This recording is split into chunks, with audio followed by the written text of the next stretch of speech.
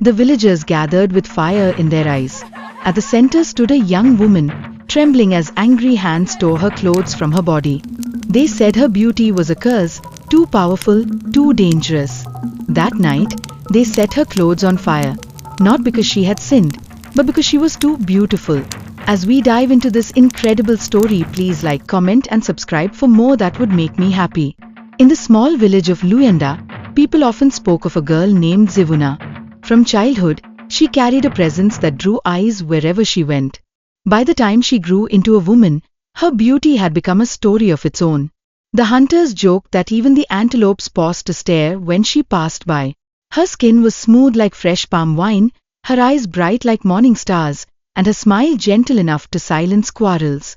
She did not wear gold or ornaments, nor did she walk with pride.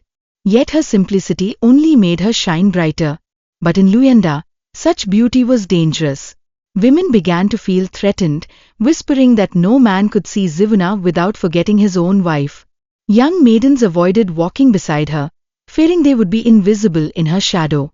Old men muttered that her beauty was unnatural, as if the spirits themselves carved her face. The turning point came during the harvest dance. Zivuna's father, though poor, bought her a single wrapper dyed in deep blue.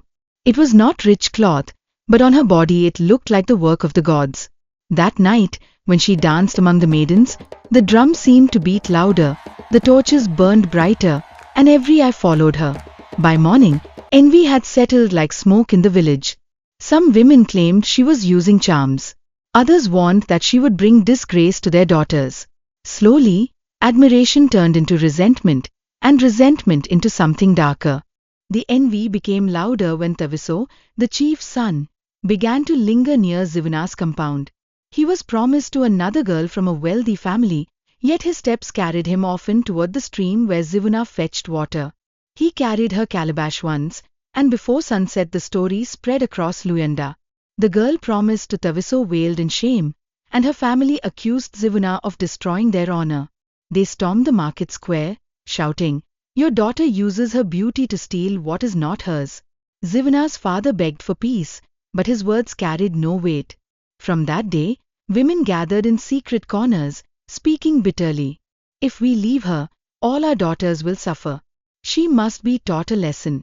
Their voices dripped with jealousy, and their eyes burned with malice. Zivuna, unaware of their plotting, continued her quiet life. She fetched water, worked on the farm, and greeted everyone with respect. But the more humble she appeared, the more her presence seemed like mockery to those who despised her. The final spark came when Taviso, bold and foolish, announced publicly that he would not marry anyone but Zivuna. The village square erupted with gasps and curses.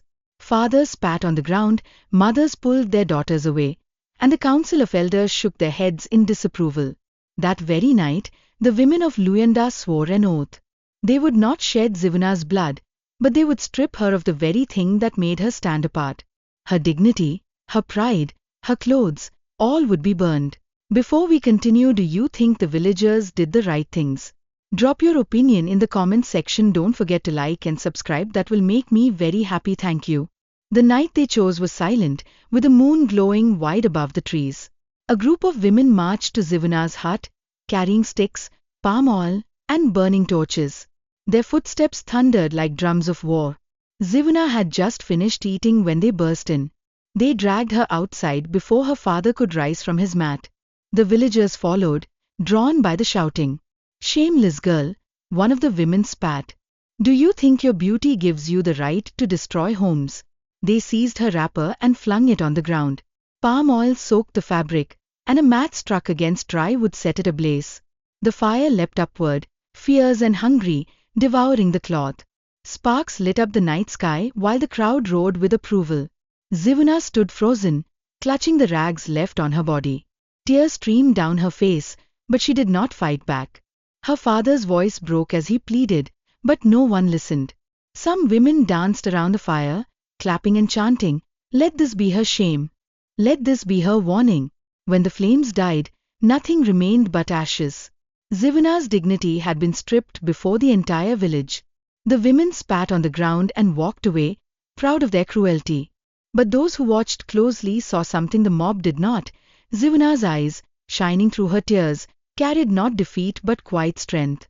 That night, they burned her clothes, but they could not burn her spirit. Thanks for watching.